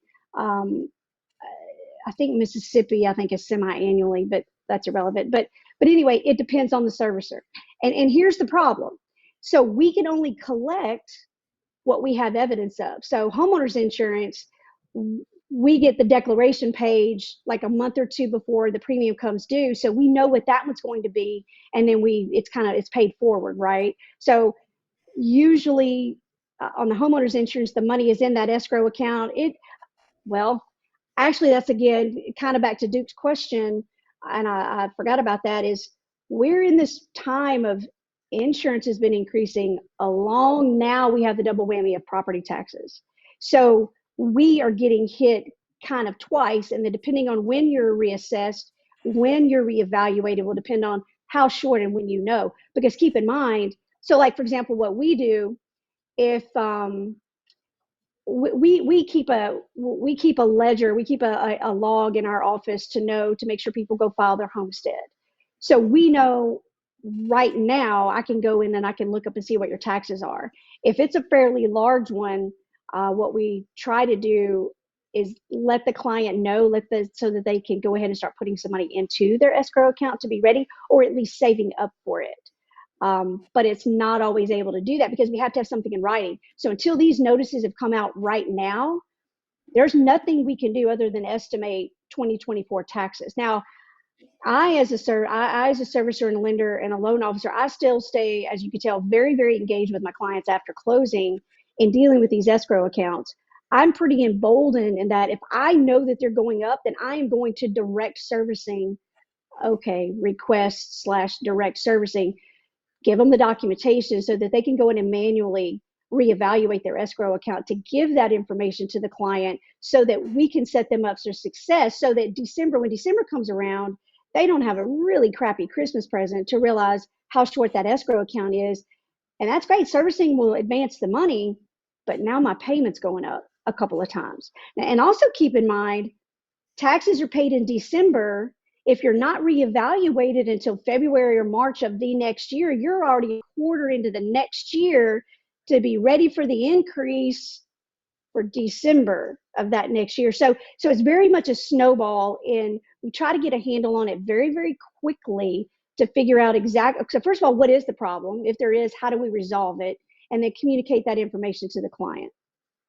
All right. So a couple of What- questions, or you got something to do? No, that was exactly what I was fixing to say. Okay, so we got one from Larry James Hawkins. Says, can we send extra money to our mortgage company before the new tax year and earmark it to go to the escrow account to cover the increase in taxes or insurance to prevent an increase in a monthly mortgage payment? Need me to put that up there again? Was the question, can you do that? Yes. I Can can we see it on my send laptop extra here. I money? can't read, it's too small. Yeah. Okay. It says, can we send Absolutely. extra money? Specifically, yes. Specifically earmark it to escrow account. Under federal law, if you do not dictate to servicing where you want it applied, they have to apply it towards interest. Okay. Next question from So yes, you can. Cassie. Okay, Cassie Casario Rogers. She says, does this mean our house notes will go up quite a bit as a result of the large increase? It can, Cassie. Quite a few people, their payments have gone up $400 and $500 because, just for example, the client I was telling you about earlier with the $1 million home, his homeowner's insurance in 2 years was like $2,100, and now it's like $5,500. So he got it. It was just a mess as far as how much his was increasing. So high means different things to different people as far as the amount of the increase. So sometimes it's 30 or 40 bucks. The majority of time, especially in the environment that we're in right now, with homeowners insurance going up, coupling that now with property taxes going up, some people are getting hit pretty strongly. All right. So, what would you recommend that folks do? If they're not using Acadiana Mortgage, then what can they do to kind of be proactive about this? Everybody's got the notices now. They know the tax monies are going up or increasing for the most part. Mm-hmm. So, what should they Yeah. do? Should they reach out to their mortgage company? What should they do? We hear a lot of clients who have a very, very, very difficult time getting in touch. First of all, I think I'm the only local loan officer that will still talk to a client even after the loan is closed and after the servicing is transferred, because the longest we will service a loan will be 6 months, but we still service our clients afterwards. So we have set up a document actually that can be filled out that we help a lot of clients, whether they are our client or whether it's a coworker that somebody works with. It's, hey, I know my mortgage lady will help you. Here, reach out to her. So I think y'all are going to post a link. It's what we do all day, every day. If you have an IT question, then you call an IT person. If you have a medical question, then you call a medical person. Well, I'm the mortgage person. And if I don't know, then I can figure out how to help you. But what we need a little bit of documentation in order to facilitate figuring out exactly what happened. The majority of time, it's people need information. They need to know, okay, I understand the words. I know what this says. What does this really mean to me? Use us as a resource for that. We would be more than happy to help you. So it's a Google Doc. It just asks you a couple of questions, gives us just the pertinent information that we need to know. We're going to ask for a couple of documents. Once you hit submit, it's going to come back to you, let you know the things that we need. You can email that information into us. We just have to go in and analyze the information to get an idea. And, I can't, your servicer is not going to talk to me, but I can empower you to give you the knowledge of what happened, what needs to be fixed, how it needs to be fixed, and then you can direct your current servicer to help you do that. I have gotten involved before. It gets a little more cumbersome depending on the servicer, but I don't really take no too well. So especially when it comes to trying to help somebody work through something like that. So it just depends on the circumstances with the client. Yeah, and we'll make sure and share that form link out in the comments here in just a second, and we'll share that out on Bossier Watch after the fact too, this evening or tomorrow or something like that. So that'll be real helpful Okay. to folks. All right. What else? I mean, I'm about taxed and loan and mortgaged out for tonight, but is there anything else that folks should know, Kara? I guess the key is paying attention to those insurance notices that come in, paying attention to those escrow disclosures that come in. If you really think about an escrow disclosure, it really is a linear timeline of what is going into your escrow account every month, what is coming out. Servicing can only hold a certain amount of money under federal law in that escrow account. So once you plug it all in, if there's any time over the next 12 months, there's too much money in, then they have to give you a refund for that. So that's also the purpose of that escrow analysis.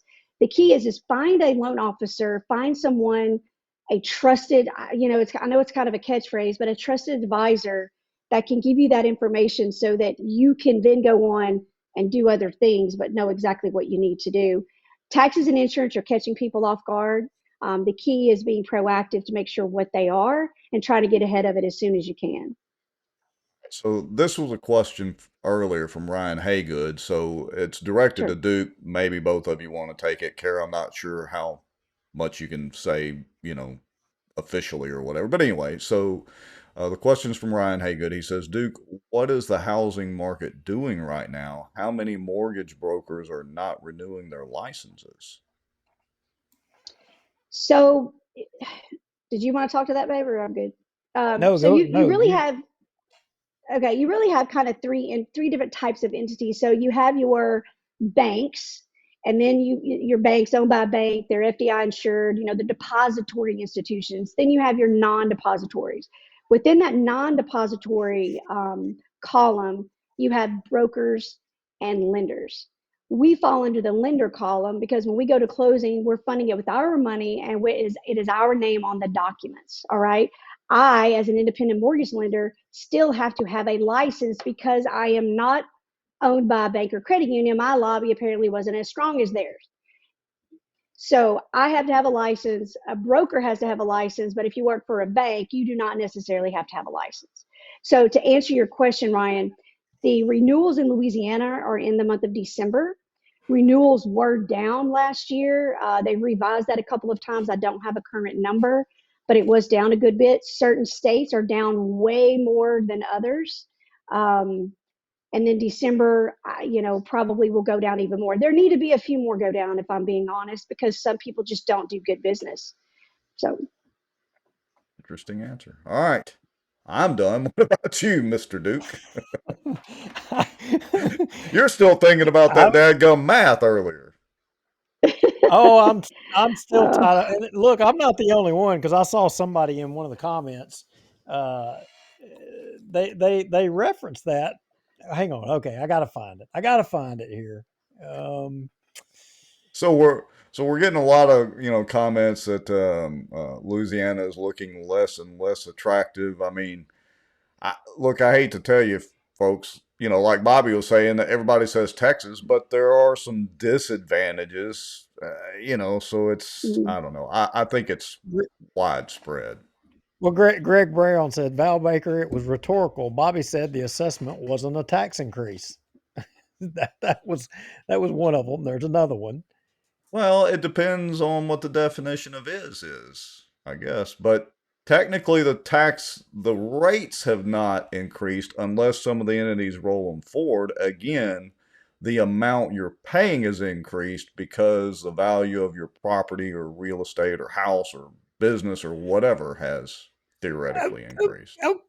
Okay, but if you're paying more money because it was assessed at a higher value, your taxes are increasing. Is it not taxes that you're paying? But you also have more, you've added more to your balance sheet because your house is worth more. Bingo. I don't care it's not about realized that. yet. I It's not don't care realized about yet. that. All I care about is the amount of taxes I'm paying. And somebody's telling me I'm not paying more taxes, but yet I'm got to come out of my pocket with more money. Well, what is it? Fairy dust? Well, I mean, why don't you contact your legislators? Because they're the ones setting the millages. Why can you do something about that? Do you know somebody? well, every single week I do share examples of dealing with our legislators. It's We time pretty we got to get much Okay. we do get Kara. on our soapbox, and Duke gets on his quite a bit every Tuesday. I've got cuts lined up right now. 34, 35, 36 through 40 right now to exemplify just what I'm talking about. Uh, Government waste. Anyway, Yeah. Well, Well, until more people take it, until more people pay attention and more people get pissed off enough and more people start demanding that our taxes be lowered, they will continue to do what they do. yeah, bingo. That well, is the right answer. Uh, let's see. Shall we? I don't know if we should subject your lovely wife to no, this. Shall I no, go to the no. screenshots, or maybe we'll give her plausible deniability and she can disconnect? That way, she's like, "Well, I don't know what they said after I left." Well, I mean, the bottom line, look, I had pre-programmed some notes of the things I wanted to say, and Kara knows how I feel. She's articulating it, but I was wanting to say to everybody watching the show, and it's kind of in the beginning, this isn't a Republican or a Democrat thing. It's not a party Mm-mm. thing at all. It's just a broken government thing. And the broken government thing, we have broken politicians. We have a mindset amongst our politicians that it's their money to go up there and spend, spend, spend, spend, spend. And if you want to go ahead and go to, as an example, let's go to cut 37. 34. Go to Okay. no, let's go to cut 34.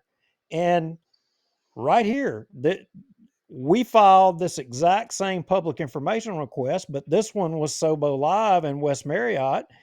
And this was getting Juliana Parks expense reports from January 1 of 23, to 7/31 of 24, a total of $11,934. We, Philip Rogers, that during that same time Well, frame, 10,152. Now we submitted that same one and broke it down just over if you go to cut 35 over the past, it paints it in a different picture, but just for this year, and which includes part of that number, and it was like $4,400 just for this year. Duke. Ooh, I watch your Mardi mean, Gras in there. yeah. I mean, those little tiaras or whatever that the princess has to get are expensive. But I'm just saying, I mean, how many, I Well, don't wait a know, minute. Wait a minute. how Wait a many minute. Tahoes are riding No, around? no, no. How Let's many see our monuments? Let's I see our mean, tax dollars at work. Look, they're up there hobnobbing with the Speaker of the House. They're on the Speaker's balcony. It's not the balcony of the taxpaying citizens, it's the Speaker's balcony. a lot of work going on right there. Lots of Wait a work. minute. Here, they're grilling hamburgers and hot dogs, discussing parish business. That lots of work right there. Okay. Okay. Yeah, just a few little examples. All right. Now, now, I mean, look, you're blocked on her page, right? Yes, I am. I'm blocked on her page. Bossier is blocked on her page. So obviously we didn't go hunting this up. Somebody sent No. it all to us. It was sent to us. So to whoever sent all that to us, hat tip to you, because you're paying attention to waste in government. And it just goes to the point that our local legislators, meaning our police jurors, our councilmen, all that, they're not trying to reduce the size of government. They're increasing the size of government. They're spending more money. Any extra amount of money we give them in taxes, they're going to spend more.